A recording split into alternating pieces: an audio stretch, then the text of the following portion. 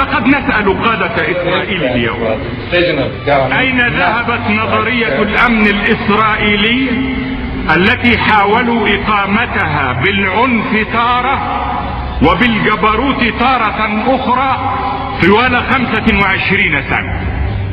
لقد انكسرت وتحطمت.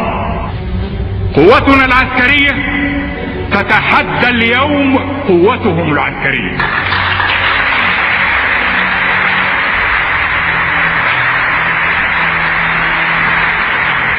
وها هم في حرب طويلة ممتدة وهم امام استنزاف نستطيع نحن ان نتحمله باكثر واوفر مما يستطيعون. وها هم عمقهم معرض اذا تصوروا ان في استطاعتهم تخويفنا بتهديد العمق العربي. وربما اضيف لكي يسمعوا في اسرائيل اننا لسنا دعاة ابادة كما يزعمون. اننا لسنا دعاة ابادة كما يزعمون. ان صواريخنا المصرية عابرة سيناء من طراز ظافر موجودة الان على قواعدها.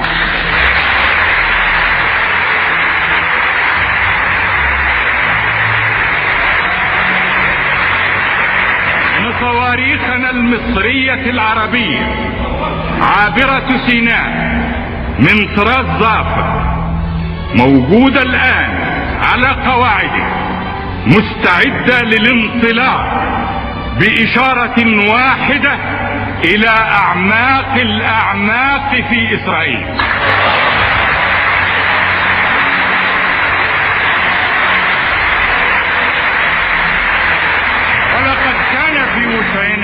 منذ الدقيقة الأولى للمعركة أن نعطي الإشارة ونصدر الأمر، خصوصا وأن الخيلاء والكبرياء الفارغة أوهمتهم بأكثر مما يقدرون على تحمل تبعات.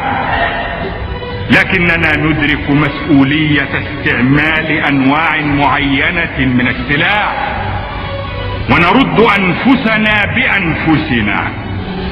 نرد أنفسنا بأنفسنا عنها، وإن كان عليهم أن يتذكروا ما قلته يوما وما زلت أقوله: العين بالعين والسن بالسن والعمق بالعمق.